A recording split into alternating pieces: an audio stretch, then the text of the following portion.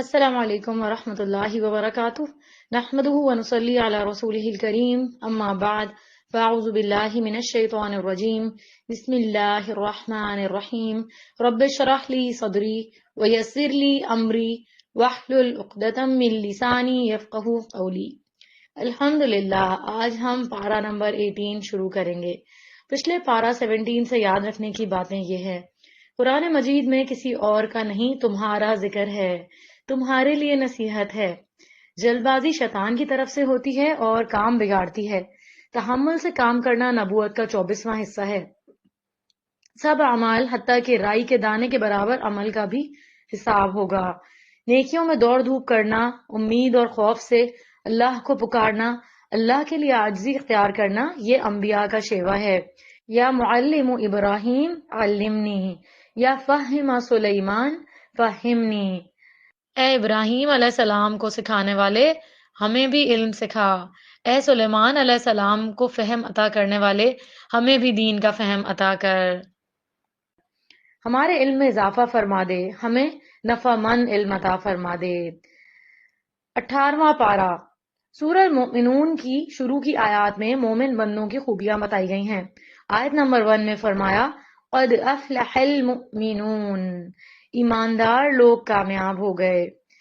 تو یہاں ایمان والوں کو خوشخبری دی جا رہی ہے کہ ان کے لیے کامیابی ہے۔ کون سی کامیابی ہے؟ جنت کی کامیابی ہے۔ کامیاب وہ ہوتا ہے جو دنیا میں رہ کر اپنے رب کو راضی کر لے اور اس کے بدلے میں آخرت میں اللہ سبحانہ وتعالیٰ کی رحمت اور مغفرت کا مستحق قرار پائے، یعنی دنیا میں اللہ کی رضا میں جیے اور آخرت میں اللہ کی جنت میں جیے، اور اصل کامیابی آخرت کی کامیابی ہے۔ آگے آیات میں ایمان والوں یعنی کامیاب لوگوں کی ظاہری خوبیاں بتائی جا رہی ہیں۔ آیت نمبر 2 میں پہلی صفت بتائی گئی کہ الذین هم فی صلاتہم خاشعون، جو اپنی نماز میں عاجزی کرتے ہیں۔ تو ایک مومن کے دل میں جب سچا اور پکا ایمان ہوتا ہے تو وہ اس کے عمل میں بھی ظاہر ہو جاتا ہے۔ وہ نماز کو خشوع خضوع یعنی سکون اور اطمینان سے، توجہ سے، پوری کنسنٹریشن کے ساتھ ادا کرتا ہے۔ خشوع ایسی کیفیت کا نام ہے کہ انسان کے دل کے اندر عاجزی اور انکساری کا احساس ہو کہ میں اپنے رب کے سامنے کھڑا ہوں، اور اس وجہ سے اس کے سارے اعضاء بھی پرسکون ہوں، یعنی اندر بھی سکون ہو اور باہر بھی سکون ہو۔ دل جب یکسو ہوتا ہے تو پھر اعضاء بھی ساتھ دیتے ہیں۔ دل کے یکسو ہونے سے مراد یہ ہے کہ نماز میں خیالات اور وسوسوں کے ہجوم سے دل کو محفوظ رکھا جائے۔ اعضاء کا یکسو ہونے سے مراد یہ ہے کہ انسان اللہ کی طرف متوجہ رہے، ادھر ادھر نہ دیکھے، کھیل کود نہ کرے، بالوں اور کپڑوں کو سنوارنے میں نہیں لگا رہے، بلکہ خوف اور خشیت اور عاجزی کی ایسی کیفیت ہو جیسے کسی بڑے بادشاہ کے سامنے کھڑے ہو کر ہوتی ہے۔ خشوع میں عام طور پر یہ سمجھا جاتا ہے کہ شاید بہت روتے ہوئے نماز پڑھنا خشوع ہے۔ رونا ہی خشوع نہیں، وہ بھی ایک پارٹ ہے، لیکن اصل چیز ہے دل کا حاضر ہونا، دل کا متوجہ ہونا، اعضاء کا پرسکون ہونا۔ خشوع سے نماز پڑھنے والے کے لیے اللہ کا وعدہ ہے کہ وہ اس کی بخشش فرمائے گا۔ یہ جنت میں داخل کرنے والا عمل ہے۔ یاد رکھیے، انسان کو نماز کی طرف آنے سے پہلے نیت کرنی چاہیے کہ میں نے اطمینان کے ساتھ اللہ کے حضور حاضر ہونا ہے، اور نماز کے دوران بھی بار بار اپنے آپ کو سکون کی طرف لانا ہے۔ جلدی نماز نہیں پڑھنی۔ جلدی کی نماز، سکون کے بغیر والی نماز، خشوع والی نماز نہیں ہوتی۔ اپنے نفس کو یہ بار بار یاد دلانا ہے کہ تم اللہ کے سامنے کھڑے ہو۔ مومنوں کی دوسری صفت ہے والذین هم عن اللغو معرضون، اور جو بےہودہ باتوں سے دور رہتے ہیں، یعنی جو فضول، بیکار، بے مقصد، بے معنی، لا حاصل قسم کے کام، جن باتوں یا کاموں کا کوئی فائدہ نہیں ہوتا، ان سے بچ کر رہتے ہیں اور اپنے وقت کو زیادہ سے زیادہ فائدہ مند چیزوں میں گزارتے ہیں۔ اپنا جائزہ لیں۔ اگر کوئی شخص ایگزام دینے جاتا ہے تو وہ اپنے اوپر بہت سی پابندیاں خود لگا لیتا ہے۔ کمرہ امتحان میں اگر اس کے سامنے پسندیدہ مووی لگا دی جائے تو وہ اتنی تھکاوٹ کا وقت ہے، سٹریس کا وقت ہے، سارا سال پڑا ہے، تو کیا وہ ریلیکس ہوگا؟ انجوائے کرے گا؟ نہیں، کیونکہ وہ امتحان میں ہے۔ اسی طرح اگر آپ کمرہ امتحان میں ہیں، ایگزامینیشن روم میں ہیں، اور آپ موبائل لے جائیں تو کیا آپ وہاں بیٹھ کر فرینڈ سے چیٹنگ کرتے رہیں گے؟ فیس بک کھولیں گے؟ نہیں کریں گے، کیونکہ آپ کمرہ امتحان میں ہیں. یاد رکھیے مومن ساری زندگی کمرہ امتحان میں ہے، اس لیے وہ کسی بھی چیز کو ہاتھ لگاتا ہے تو احتیاط سے کہ اس میں میرا وقت تو ضائع نہیں ہو رہا. وہ گھنٹوں گھنٹوں ادھر ادھر آوارہ گردی نہیں کرتا پھرتا. کچھ لوگ نیٹ پر بیٹھ کر آوارہ گردی کرتے ہیں، ایک کلک کیا وہاں کچھ اور پڑھ لیا، پھر وہاں سے کسی اور طرف نکل گئے. یعنی اگر ریسرچ بھی کرنی ہو تو بامقصد نہیں ہوتی، بے مقصد ہوتی ہے. ادھر ادھر گھوم پھر کر حاصل کیا ہوتا ہے؟ ذہنی پراگندگی. جب بھی فضول کام کرنے کو دل چاہے تو سوچیں میں تو کمرہ امتحان میں ہوں، میں تو ایگزامینیشن روم میں ہوں. یہ بھی یاد رکھیے نماز میں خشوع تبھی آتا ہے جب انسان عام زندگی میں لغو باتوں سے، بے مقصد اور لایعنی سرگرمیوں سے دور رہتا ہے. بہت زبردست ٹپ ہے یہ. حدیث میں آتا ہے ایک نماز کے بعد دوسری نماز کے درمیان کوئی لغو نہ ہو، یہ علیین میں اندراج کا باعث ہے. یعنی انسان کے اعمال نامے پھر علیین میں درج ہوتا ہے اور وہ بلند درجے میں لکھا جاتا ہے. یاد رکھیے نماز سے پہلے کی جو کیفیت ہے وہ نماز میں ریفلیکٹ کرتی ہے. اگر آپ نماز سے پہلے غصے کی حالت میں ہیں اور کسی کو ڈانٹ ٹپٹ کر کے آئے ہیں، یا نماز سے پہلے آپ نے کسی کو مارا پیٹا ہے، یا آپ نے کوئی جھوٹ بولا ہے، تو پھر سوال ہی پیدا نہیں ہوتا کہ آپ کی نماز میں خشوع پیدا ہو. اس لیے ضروری ہے کہ انسان اللہ کی طرف راغب ہونے سے پہلے اپنے آپ کو، خصوصاً اپنی زبان کو، اپنے عمل کو لغو سے، بےہودہ فضول چیزوں سے بچائے، اور وہ یہ کوشش کرے کہ میں اپنے کلام میں، اپنے اعمال میں مفید چیزیں شامل کروں. اللہ ہمیں لغویات سے بچائے. آیت 4 میں ایمان والوں کی یہ خوبی بتائی جا رہی ہے کہ وَالَّذِينَ هُمْ لِلزَّكَاةِ فَاعِلُونَ، اور جو زکوٰۃ ادا کرتے رہتے ہیں. تو وہ ایسے کاموں کو شروع کرتا ہے جس سے نفس اور اخلاق و کردار کی پاکیزگی ہو. وہ اپنا پیسہ بیکار کاموں میں خرچ کرنے کے بجائے اچھے کاموں میں خرچ کرتا ہے جہاں اللہ کو پسند ہو، جیسے زکوٰۃ. وہ مال کی زکوٰۃ بھی ادا کرتے ہیں اور اپنے نفس کا بھی تزکیہ کرتے ہیں. یعنی وہ سوچ سمجھ کر زندگی گزارتے ہیں، وہ کانشیس رہتے ہیں. آیت نمبر 5 سے 7 میں کامیاب لوگوں کی صفت بتائی گئی ہے کہ آیت نمبر 5 سے 7 کا ترجمہ ہے اور جو اپنی شرمگاہوں کی حفاظت کرتے ہیں سوائے اپنی بیویوں اور کنیزوں کے جو ان کے قبضے میں ہوں، کیونکہ ان کے معاملے میں ان پر کوئی ملامت نہیں. البتہ جو اس کے علاوہ کچھ اور چاہیں تو ایسے ہی لوگ حد سے بڑھنے والے ہیں. یعنی حلال کے علاوہ حرام راستے اختیار کرنے والے دراصل اللہ کی حدوں کو توڑنے والے ہیں. مومن جنسی بے راہ روی سے بچتے ہیں اور عصمت اور عفت کی حفاظت کرتے ہیں. رسول اللہ صلی اللہ علیہ وسلم نے فرمایا جو عورت 5 وقت کی نماز پڑھتی ہو، ماہ رمضان کے روزے رکھتی ہو، اپنی شرمگاہ کی حفاظت کرتی ہو اور اپنے شوہر کی اطاعت کرتی ہو، اس سے کہا جائے گا کہ جنت کے جس دروازے سے چاہو داخل ہو جاؤ. پھر آگے آیت نمبر 8 میں ایمان والوں کی خوبی بتائی گئی کہ وہ اپنی امانتوں اور وعدوں کا پاس رکھتا ہے. امانتوں میں انسان کے پاس جو راز کی باتیں ہوتی ہیں یا مالی امانتیں ہوتی ہیں یا پھر جو کوئی ذمہ داری یا ڈیوٹی کسی کو سونپی جاتی ہے، یہ تمام چیزیں امانت میں شامل ہوتی ہیں. اور عہد میں اللہ سے کیے ہوئے وعدے اور بندوں سے کیے ہوئے وعدے دونوں ہی شامل ہیں. تو جنت میں جانے والوں کی یہ بھی بڑی اہم خوبی ہے. یاد رکھیے شادی بھی ایک عہد ہے. شوہر بیوی اس بات کا عہد کرتے ہیں کہ ہم ایک دوسرے کے حقوق ادا کریں گے، تو ان تمام چیزوں کو پوری طرح ادا کرنا چاہیے. تب انسان جنت میں جانے کا اہل ہوتا ہے، کیونکہ یہ ساری خوبیاں ان کی بتائی جا رہی ہیں کہ جو جنت میں جانے والے ہیں. آگے آیت نمبر 9 میں کامیاب ہونے والوں کی ایک اور خوبی بتائی گئی ہے وَالَّذِينَ هُمْ عَلَىٰ صَلَاتِهِمْ يُحَافِظُونَ، اور اپنی نمازوں کی وہ حفاظت کرتے ہیں. تو یاد رکھنے کی بات یہ ہے کہ نماز تمام اعمال میں سب سے اہم عمل ہے. سورہ کے شروع میں نماز کا ذکر ہے، وہاں خشوع کا ذکر ہے، اور یہاں سورہ کے اختتام میں بھی نماز کا ذکر ہے. یہاں نماز کی حفاظت کا ذکر ہے. تو صرف نماز ادا بھی نہیں کرتے رہنا، نمازوں کی حفاظت بھی کرنا ہے کہ کہیں وہ ضائع نہ ہو جائیں. ایسا نہ ہو کہ ہم ایسے اعمال میں پڑ جائیں کہ پھر وہ نیکیاں ہمیں ضائع ہماری ہو جائیں یا ہمیں کسی اور کو دینی پڑے. نماز کی حفاظت سے مراد یہ ہے کہ ہمیشہ ادا کرنا اور ہر نماز کو اس کے وقت پر ادا کرنا ہے. نماز کی حفاظت میں کیا چیز شامل ہے؟ اوقات نماز، آداب نماز، اس کے ارکان، اجزاء، وضو کی فکر اور نماز سے متعلق جتنی بھی چیزیں ہیں ان سب کی پوری پوری احتیاط، تاکہ نماز میں کوئی خلل نہیں آئے۔ اللہ ہماری نمازوں میں خشوع و خضوع پیدا کر دے، ہمیں اپنی نمازوں کی حفاظت کرنے والا بنا دے۔ تو وہ کون سی نماز ہے جو واقعی ہماری کامیابی کا ذریعہ بنے؟ اس نماز کی شرائط یہ ہیں۔ نماز کی شرائط کیا ہیں؟ اچھی طرح وضو کرنا، وقت پر نماز پڑھنا، اطمینان سے رکوع و سجود کرنا، جلد بازی نہیں کرنا، اور اس کے علاوہ یہ کہ نماز میں ہمارا دھیان صرف اللہ ہی کی طرف ہو، اور صرف ظاہر میں نہیں ہم کھڑے ہوں بلکہ دل کے اندر بھی ہماری توجہ اللہ کی طرف ہو۔ مومن عاجزی کے ساتھ نماز شروع کرتے ہیں اور ساری شرائط پوری کرتے ہوئے نماز ادا کر کے اس سے فارغ ہوتے ہیں۔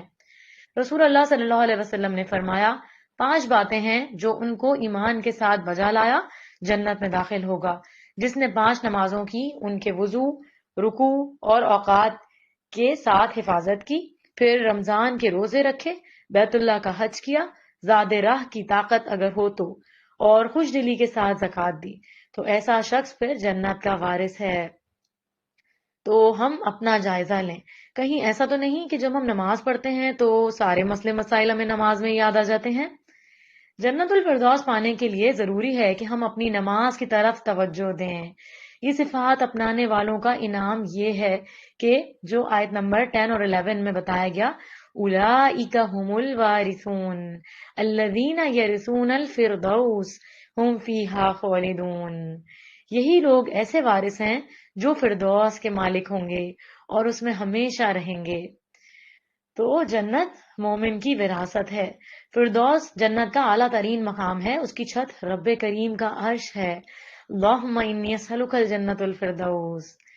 یہ جتنی بھی صفات ہیں جنت الفردوس میں داخل ہونے کے لیے لازمی صفات ہیں، یہ آپ کے اندر لازمی ہونی چاہیے، کیونکہ جنت صرف مستحب کاموں سے حاصل نہیں ہو سکتی کہ ہم اپنی پسند کے پک اینڈ چوز کر کے جو آسان کام ہیں وہ کر لیں اور ہم کہیں کہ ہم بہت نیک ہیں اور فرائض چھوڑ دیں۔ تو ان سارے فرائض کا ادا کرنا ضروری ہے۔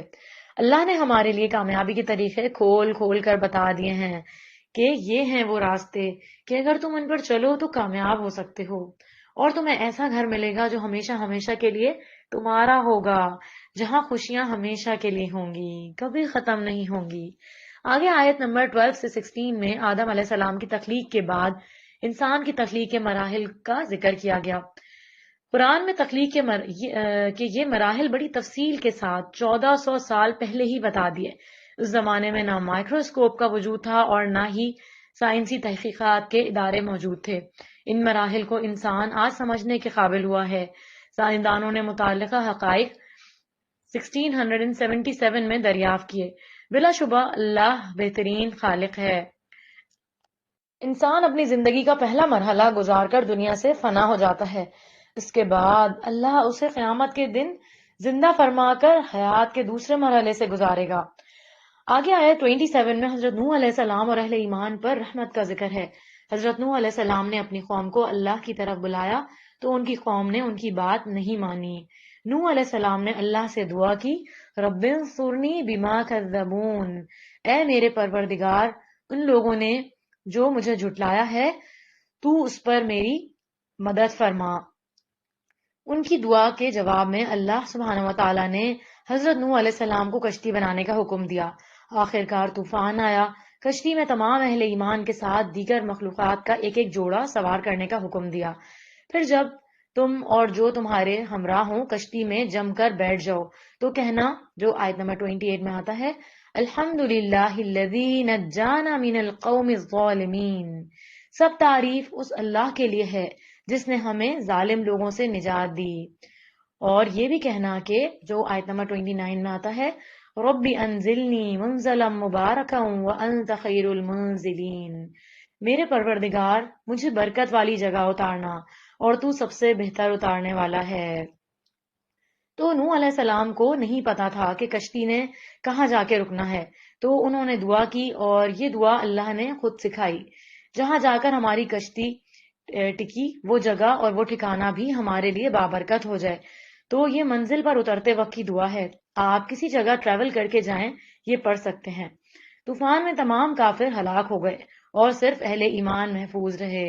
اللہ نے نوح علیہ السلام اور ان کے ساتھیوں کو محفوظ رکھا جو بھی کشتی میں سوار تھے، اور بابرکت طریقے سے اتار کر بابرکت جگہ ان کو عطا کی۔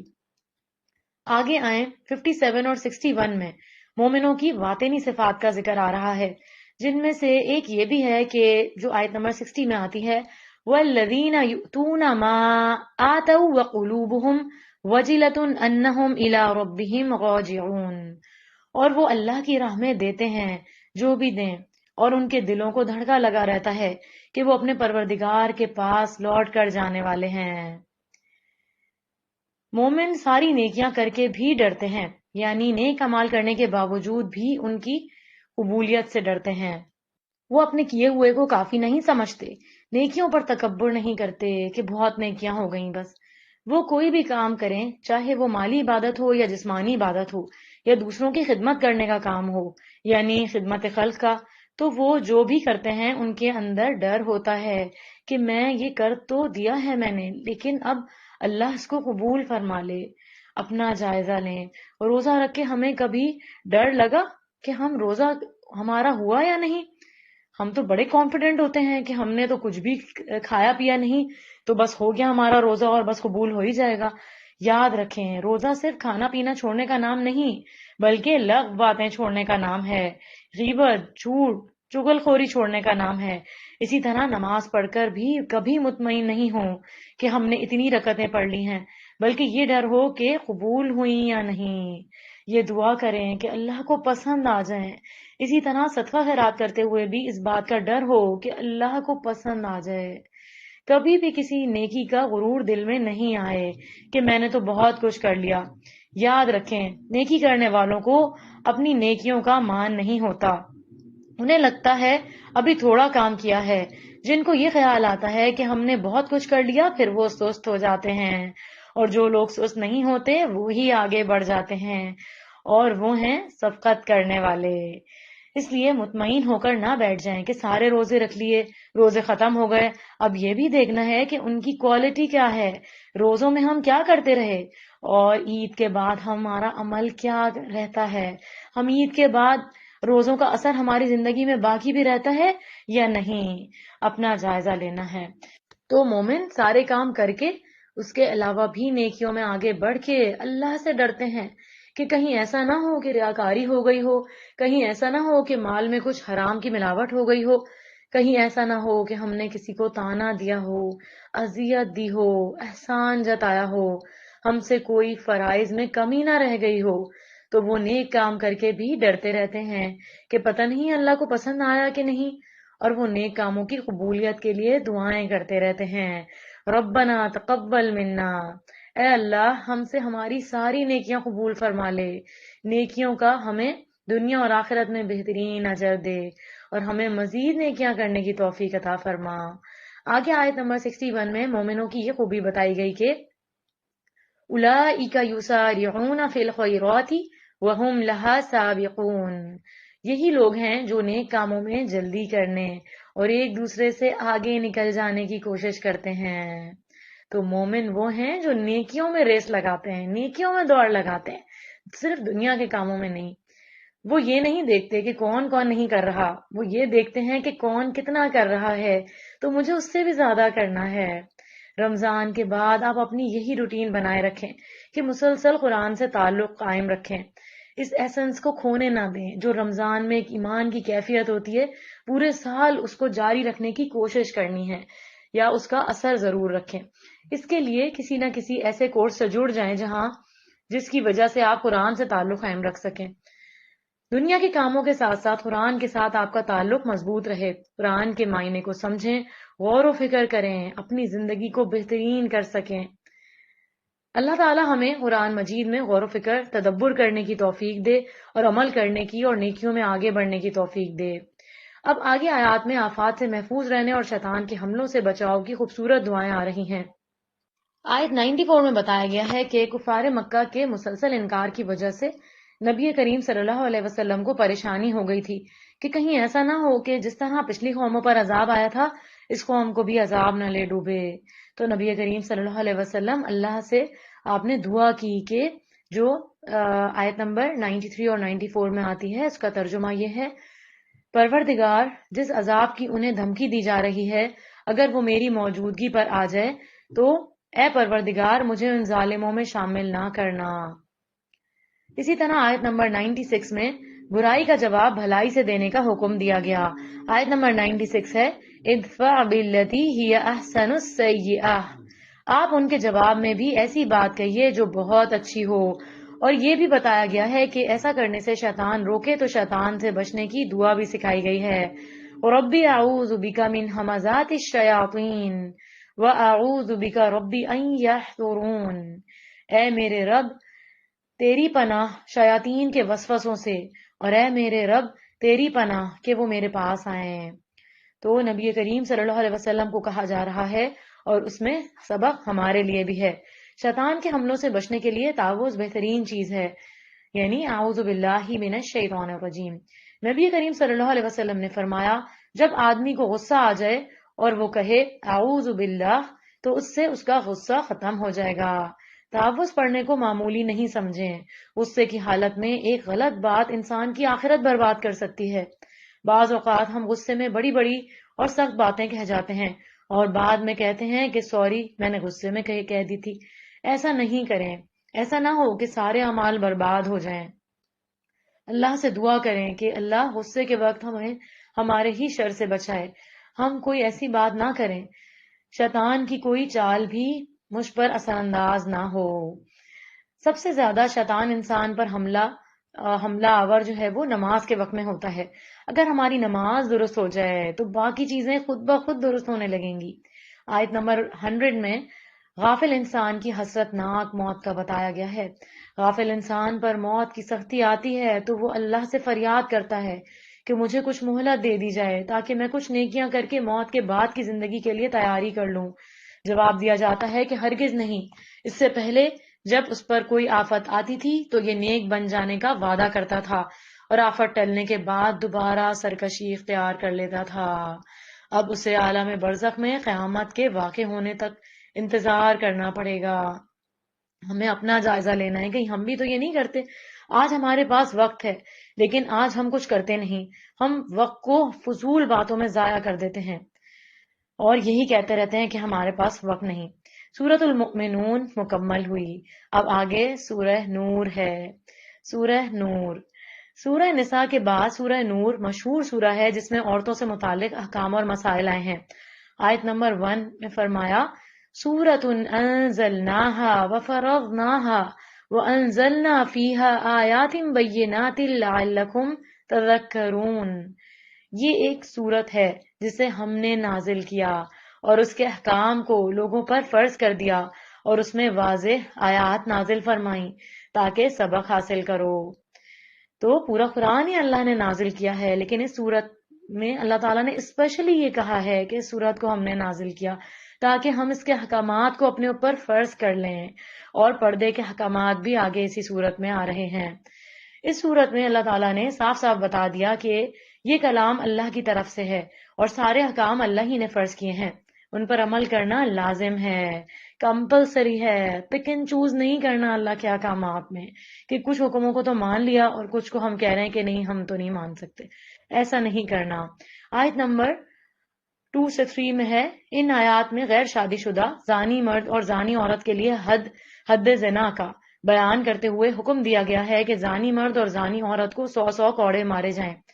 حد کے جاری کرنے کے حوالے سے مجرموں پر کوئی رحم نہیں کیا جائے، حد لوگوں کے سامنے جاری کی جائے تاکہ مجرموں کو تکلیف کے ساتھ ساتھ ذلت کا بھی سامنا ہو۔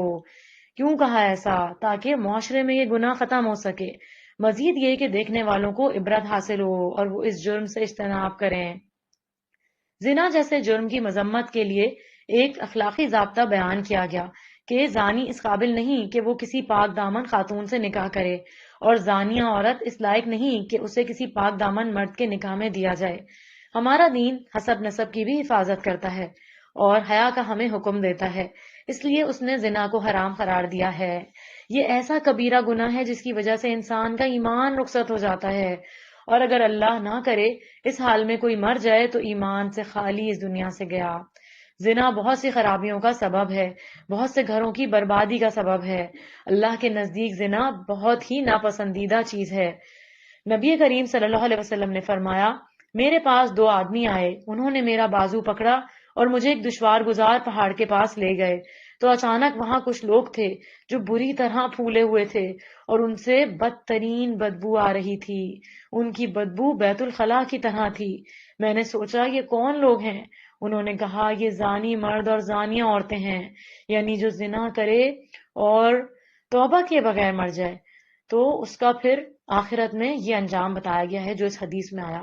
آگے آیت نمبر 4 سے 5 میں حد قذف کا بیان ہے۔ یہ آیات کسی خاتون پر بدکاری کی تہمت لگانے کی سزا بیان کر رہی ہیں۔ اگر کوئی شخص کسی پاک دامن خاتون پر زنا کا الزام لگائے اور ثبوت کے طور پر 4 گواہ پیش نہ کر سکے تو اسے سزا کے طور پر 80 کوڑے مارے جائیں اور آئندہ کبھی بھی اس کی گواہی قبول نہیں کی جائے گی، البتہ اگر وہ اپنی اس حرکت پر نادم ہو کر توبہ کرے تو آخرت میں اللہ کے ہاں امید ہے کہ اسے بخشش مل جائے گی اور وہ آخری سزا سے بچ جائے گا۔ پاک دامن بھولی بھالی عورتوں پر زنا کی تہمت لگانا کبیرہ گناہوں میں سے ہے۔ یاد رکھیں، انسان کو کسی کے بارے میں کوئی بات ایسی نہیں سننی چاہیے اور نہ ہی اس میں ہاں میں ہاں ملانی چاہیے اور نہ اس سے مزے لینے چاہیے، نہ ہی ایسی باتوں کو آگے پھیلانا چاہیے۔ چاہے آپ کو پتہ بھی ہو کہ کوئی شخص بہت خراب ہے، اگر آپ کے پاس 4 گواہ نہیں تو آپ اپنی زبان نہیں کھولیں گے کیونکہ یہ سنگین معاملہ ہے۔ It's a very sensitive case. آیت نمبر 6 سے 10 میں قانون لعان ہے۔ اگر ایک شخص اپنی بیوی کو زنا کرتے ہوئے دیکھ لے اور اس کے پاس 4 گواہ نہ ہوں تو وہ عدالت میں قاضی کے سامنے 4 بار قسم کھا کر اپنی صداقت کا ثبوت دے گا۔ 5ویں بار قسم کھا کر کہے گا اگر وہ جھوٹا ہے تو اس پر اللہ کی لعنت ہو۔ اس کا بھی امکان ہے شوہر جھوٹی قسمیں کھا رہا ہو، بیوی پر بہتان لگا رہا ہو، لہٰذا اگر بیوی 4 قسمیں کھا کر شوہر کے جھوٹا ہونے کی گواہی دے، پھر 5ویں بار شوہر کے سچا ہونے کی صورت میں اپنے خلاف اللہ کا غضب نازل کرنے کی بدعا کرے تو اس پر حد کا نفاذ روک دیا جائے گا۔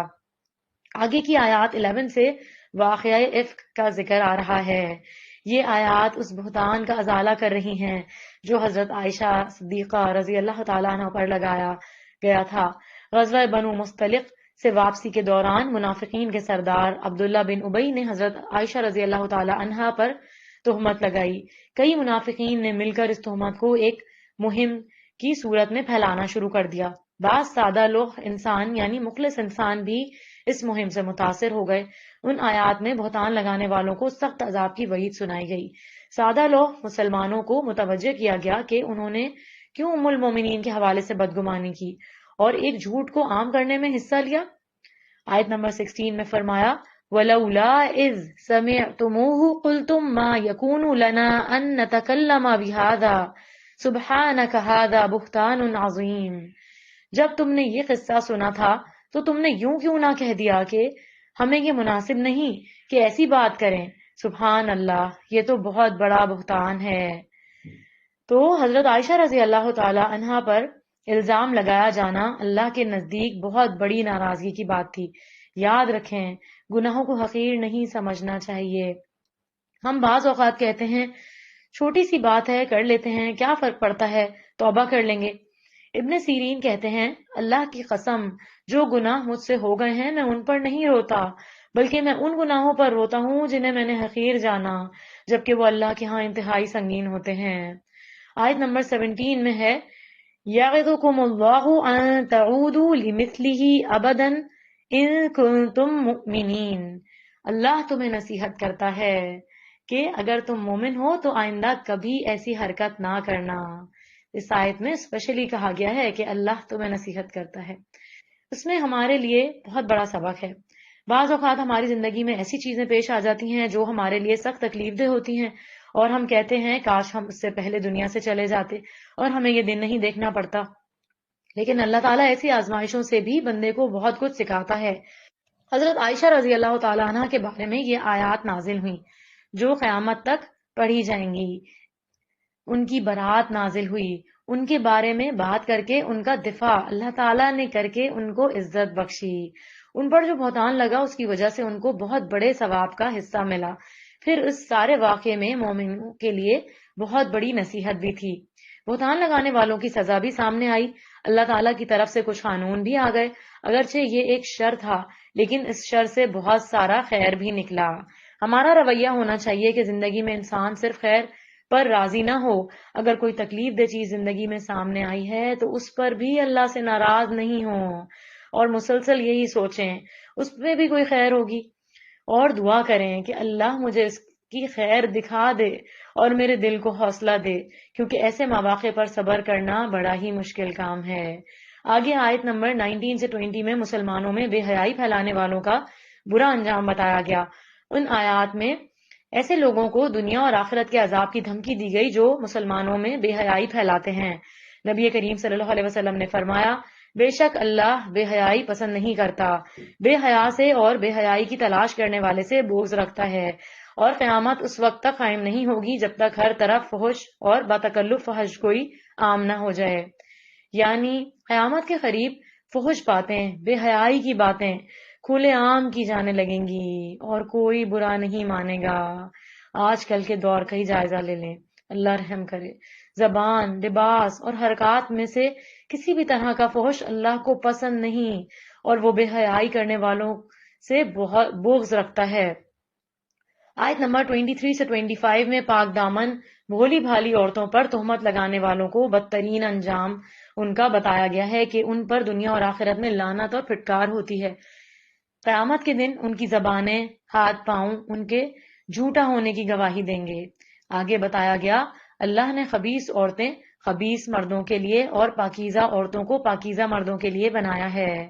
آیت نمبر 27 سے 29 میں کسی کے گھر میں داخل ہونے کے لیے ہدایات ہیں۔ کسی کے گھر میں داخل ہونے کے لیے دستک دی جائے، اور جب پوچھا جائے کہ کون ہے تو اپنا تعارف کرایا جائے۔ گھر والوں کے لیے سلام پیش کر کے سلامتی کی دعا کی جائے۔ کسی کی اجازت کے بغیر کسی کے گھر میں داخل نہیں ہوا جائے۔ اگر صاحب خانہ ملاقات کے لیے وقت نہیں دیں تو بغیر کسی ناراضگی کے واپسی اختیار کی جائے، واپس ہو لیا جائے۔ ایسے کسی گھر میں داخلے کی اجازت ہے جہاں کسی کی رہائش نہیں ہو اور وہاں کسی ضرورت کی فراہمی کا انتظام ہو۔ یاد رکھیں، اچانک کسی کے گھر میں مت چلے جائیں۔ دروازہ بجا دینا، بیل کر دینا یا فون کر کے بتا دینا، کوئی بھی چیز جس کے ذریعے گھر والوں کو پتہ لگ جائے کہ کوئی آ رہا ہے، اس کا استعمال ضروری ہے۔ ہمارا کیا طریقہ ہے؟ ہم بغیر اطلاع کے سرپرائز دینے دوسروں کے گھر عین دوپہر کے وقت پہنچ جاتے ہیں جب وہ سو رہے ہوتے ہیں، خوب بیلیں بجاتے ہیں، اگر کوئی نہیں کھولے تو خود ہی گیٹ کھول دیتے ہیں ہاتھ ڈال کے یا پھر کسی اور طریقے سے، پھر آگے اندر کا دروازہ کھٹکھٹاتے ہیں، اگر کوئی نہیں کھولے تو کھڑکیوں سے آوازیں لگاتے ہیں اور پھر کہتے ہیں لگتا ہے کوئی جان کے نہیں کھول رہا، اور پھر بھی نہیں کھولے تو گھر جا کر فون کرتے ہیں، خوب سناتے ہیں، اور اگر موبائل پاس ہی ہو تو باہر سے ہی سنانا شروع کر دیتے ہیں۔ اس کے برعکس قرآن کہہ رہا ہے، پہلے اپوائنٹمنٹ لو، اجازت لو، سلام کرو، پھر داخل ہو۔ اگر اس وقت کوئی کہے کہ میں مصروف ہوں تو چلے جاؤ اور برا نہیں مناؤ۔ اچھے بھلے دین پڑھے ہوئے لوگ بھی یہ حرکتیں کرتے ہیں۔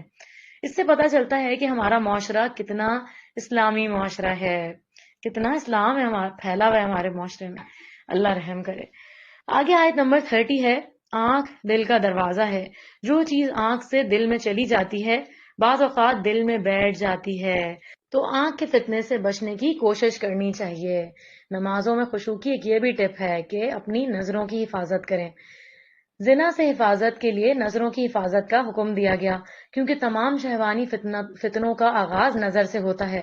احمد شوقی کہتے ہیں، نظر ملتی ہے، پھر مسکراہٹ، پھر سلام، پھر گفتگو، پھر وعدے، پھر ملاقات تک بات جا پہنچتی ہے، تو آغاز نظروں سے ہی ہوتا ہے۔ اس لیے نگاہوں کی حفاظت بہت زیادہ ضروری ہے۔ بہت سا فتنہ نگاہ سے پھیلتا ہے، نگاہ کی حفاظت ایمان کی حفاظت ہے۔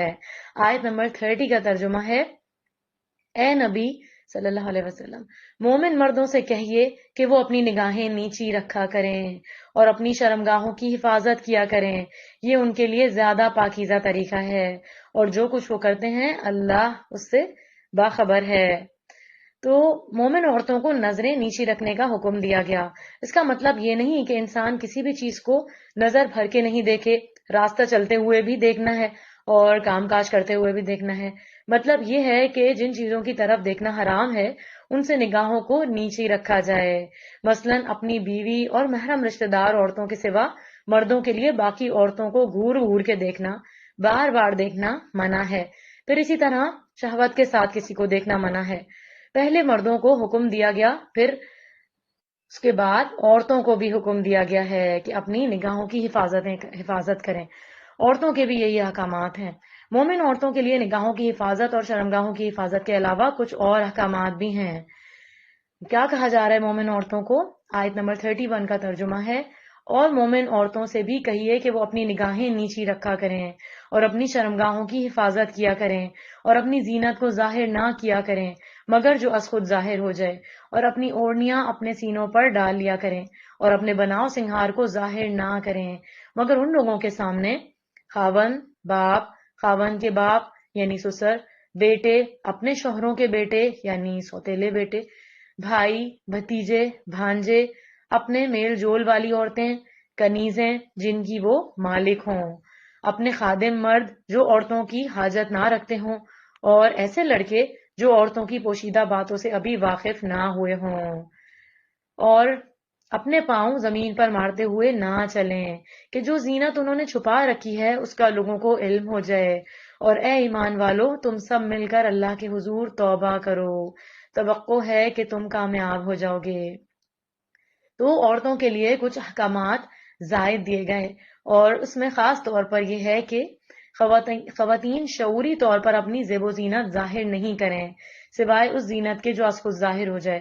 مثلا کسی نے ہاتھ بڑھایا کوئی چیز اٹھانے کے لیے، تھوڑے سے بازو سے کپڑا ہٹ گیا، کوئی انگوٹھی پہنی ہوئی ہے یا اسی طرح، لیکن افسوس بعض لوگ اسکارف پہن بھی لیتے ہیں تو وہ گلے ہی میں لپیٹ لیتے ہیں اور سینہ نہیں ڈھانکتے، گردن ہی گردن میں اسکارف لپیٹ کے سمجھتی ہیں خواتین کہ بس ہم ڈھک گئے پورے، اور نیچے تو عبایا پہنا ہوا ہے۔ اپنے آپ کو شیشے میں دیکھیں، ہر اینگل سے دیکھیں کہ ہم کیسے لگ رہے ہیں۔ اسی آیت میں بتایا گیا خواتین اضافی چادر یعنی خمار کے ذریعے اپنے سینے کے ابھار کو چھپا لیں، یعنی اپنے اوپر اپنی اوڑھنیاں ڈال لیں ایسے کہ وہ چھپ جائیں۔ خواتین شوہر اور محرم مردوں کے سوا کسی کے سامنے اپنے زیب و زینت یعنی چہرہ نہ کھولیں، کیونکہ اصل خوبصورتی تو چہرے کی خوبصورتی ہے، کیونکہ کتنا بھی آپ کور کر لیں اگر آپ کا چہرہ کھلا ہوا ہے تو آپ خوبصورت لگ رہی ہیں۔ خواتین چلتے ہوئے قدم زور سے زمین پر نہیں ماریں تاکہ ان کی مخفی زینت یعنی زیورات کی جھنکار وغیرہ ظاہر نہ ہو۔ مذکورہ والا ہدایات پر عمل کے حوالے سے کوتاہی پر اللہ کی بارگاہ میں مسلسل استغفار اور توبہ کی جائے۔ یاد رہے عورت کی زیب و زینت چاہے اس کے جسمانی حسن ہو یا اس کا لباس یا میک اپ، یہ چیزیں مرد کے لیے اٹریکشن کا باعث ہوتی ہیں۔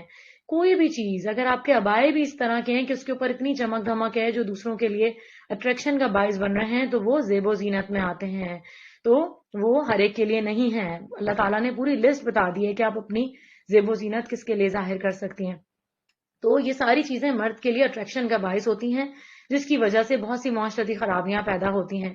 تو ہم اپنی وجہ سے کسی کو گناہ کی دعوت نہ دیں، کیونکہ اس کا کیا ہوا گناہ جو ہے وہ بھی پھر ہمارے ہی اعمال نامے میں آئے گا۔ اللہ ہم سب پہ رحم کرے۔ اپنی زینت کو غیر مردوں کے سامنے ظاہر نہیں کریں۔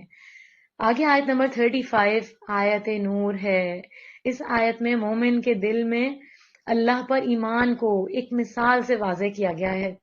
نور ایمان اس طرح سے ہے جیسے ایک قندیل میں چراغ ہو، چراغ کو خالص روغن زیتون سے روشن کیا گیا ہو۔ زیتون ایسے درخت کا ہو جو باغ کے بالکل بیچ میں ہونے کی وجہ سے سورج کی روشنی سارا دن جذب کرتا ہو، اس سے اس کے روغن میں جلا دینے کی صلاحیت اس قدر تیز ہو کہ وہ دور ہی سے آگ کو پکڑ لے۔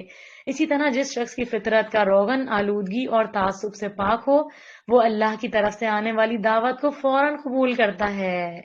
اس کو جو بھی نیکی کی بات بتائی جاتی ہے وہ فوراً اپنے عمل میں لانے کی کوششیں کرتا ہے، حجتیں نہیں کرتا اس کے اندر، اور اس کا دل نور ایمان سے جگمگا اٹھتا ہے۔ یہ مثال جو اللہ نے بیان کی ہے یہ دراصل مومن کے حالات کی مثال ہے کہ مومن کا دل جو ہے اللہ کے نور سے منور ہے۔ اللہ تعالیٰ نے اسے فطرت پر پیدا کیا تو سب سے پہلا فطرت کا نور ہے، پھر وہ زیتون کے صاف تیل کی طرح پاک ہے، فطرت سلیم ہے۔ پھر جب اس پر ایمان آیا تو اس کے دل کو اس نے اور روشن کر دیا، جیسے آگ چراغ کی بتی کو روشن کر دیتی ہے۔ تو اسی طرح ایمان سے اس کے اندر سے شیطان کی ڈالی ہوئی نجاست نکل گئی۔ پھر اس کے بعد جب قرآن کا نور، علم کا نور حاصل کرتا ہے تو یہ سارے نور اکٹھے ہو کر انسان کو ہدایت کی طرف رہنمائی دیتے ہیں، اور اللہ تعالیٰ جس کے لیے نور نہیں رکھے پھر اس کے لیے کوئی نور نہیں ہوتا۔ آگے آیت نمبر 39 میں ایسے لوگوں کے اعمال کی حقیقت ظاہر کی جا رہی ہے جو ریاکاری کرتے ہیں یا اللہ کے کچھ احکامات پر عمل کرتے ہیں، کچھ کو جان بوجھ کر نظر انداز کر دیتے ہیں، یا جن کے دلوں میں ایمان کے بجائے منافقت کی بیماری ہوتی ہے۔ ایسے لوگوں کے اعمال سراب کی مانند ہیں۔ سراب دیکھنے میں پانی لگتا ہے لیکن حقیقت میں کچھ نہیں ہوتا۔ روز قیامت انہیں اپنی نیکیوں کا اجر نہیں بلکہ جہنم میں عذاب ملے گا۔ آگے آیت نمبر 58 سے 59 میں گھر کے اندر پردے کا حکم آ رہا ہے۔ پردے کے چند احکامات بتائے جا رہے ہیں۔ اجازت کے بغیر ان 3 اوقات میں بچے اور گھر میں موجود غلام اور کنیزیں صاحب خانہ کے کمرے میں نہیں آئیں۔ نماز فجر سے پہلے، نماز ظہر کے بعد اور نماز عشاء کے بعد۔ ان اوقات کے علاوہ دوسرے اوقات میں بلا اجازت آنے جانے سے ان پر کوئی گناہ نہیں۔ چھوٹے بچے بھی اجازت لے کر آئیں۔ کس قدر پرائیویسی کا لحاظ رکھا گیا ہے۔ بعض مائیں بچوں کو واش روم میں لے کر گھس جاتی ہیں، بچپن سے ان کے سامنے حیا کے تقاضے پامال کر دیے جاتے ہیں، پھر بڑے ہو کر ان کے لیے چیزیں بس ایسی ہی ہو جاتی ہیں، پھر وہ اللہ کے حکم کی نافرمانی کرنے لگتے ہیں۔ آگے آیت 60 میں بوڑھی خواتین کے لیے پردے کے حکم میں رعایت کا بتایا گیا ہے۔ 2 شرائط ہیں، بوڑھی ہوں لیکن شادی کی امید نہ ہو۔ اگر وہ اپنی چادر اتار دیں سر پر سے اور جو وہ باہر جاتے ہوئے لے جاتی ہیں تو ان پر کچھ گناہ نہیں، یعنی وہ اپنا سر کھول سکتی ہیں، بشرط یہ کہ زیب و زینت کی نمائش کرنے والی نہ ہوں، یعنی اپنے آپ کو ظاہر نہ کرنا چاہتی ہوں۔ تاہم اگر وہ چادر اتارنے سے پرہیزی کریں تو یہ بات ان کے حق میں بہتر ہے، اللہ سب سنتا اور جانتا ہے۔ جو خواتین بلوغت سے پردے کا اہتمام کرتی ہیں وہ بڑھاپے میں بھی اس پر کاربند ہوتی ہیں۔ آیت نمبر 61 میں ہے، جب سورہ نور میں جب گھر کے اندر کے پردے کے احکامات آئے تو صحابہ کرام رضی اللہ عنہم نے دوسروں کے گھروں میں جانا ہی چھوڑ دیا۔ اس آیت میں انہیں اجازت دی گئی کہ وہ اپنے رشتہ داروں اور احباب کے گھروں میں جا سکتے ہیں، وہاں کھانا کھا سکتے ہیں، بشرط یہ کہ محرم اور نامحرم کی تمیز اور پردے کے احکامات کا خیال رکھا جائے۔ کسی بھی گھر میں داخل ہوتے ہوئے گھر والوں کے لیے دعا کی جائے، اللہ انہیں سلامتی، برکت اور پاکیزگی عطا فرمائے۔ سورہ فرقان۔ بسم اللہ الرحمن الرحیم۔ فرقان کے معنی ہیں حق اور باطل میں فرق کرنے والی کتاب۔ آیت نمبر 1 سے 3 میں بتایا گیا، اللہ نے اپنے بندے نبی کریم صلی اللہ علیہ وسلم پر ایسی کتاب نازل فرمائی جو حق اور باطل میں تمیز کرنے والی ہے، تاکہ وہ اس کے ذریعے تمام جہان والوں کو خبردار کریں۔ آسمانوں اور زمین کی بادشاہت اللہ ہی کے اختیار میں ہے، اللہ کی کوئی اولاد نہیں، اللہ کے ساتھ اس کے اختیار میں کوئی شریک نہیں، اللہ ہی نے حالت چیز کو بنایا اور اس کی تقدیر بھی طے فرما دی۔ اللہ کے سوا جن معبودوں کو پکارا جاتا ہے انہوں نے کچھ بھی نہیں بنایا، وہ سب تو خود مخلوق ہیں، وہ اپنے حوالے سے کسی نفع نقصان کا فیصلہ نہیں کر سکتے ہیں اور نہ ہی اپنے جینے اور مرنے پر اختیار رکھتے ہیں۔ کتنی عقل کی بات بتائی گئی ہے اس میں توحید کی، کہ وہ تو خود جو ہے وہ ان کو اپنے جینے مرنے کا ہی نہیں پتا ہے۔ آیت نمبر 12 سے 16 میں ہے، بدترین جہنم جسے دور سے جب کافر دیکھیں گے تو وہ جوش سے ہل رہی ہوگی، دہاڑ رہی ہوگی، جب اس میں داخل ہوں گے تو انتہائی تنگ جگہ میں ہوں گے اور باہم زنجیروں میں جکڑے ہوئے ہوں گے، اور اب وہ وہاں موت کو پکاریں گے، کہا جائے گا ایک نہیں، اب کئی موتوں کو پکارو، کئی موتوں کو مانگو۔ اللہ ہمیں جہنم کی آگ سے محفوظ فرمائے۔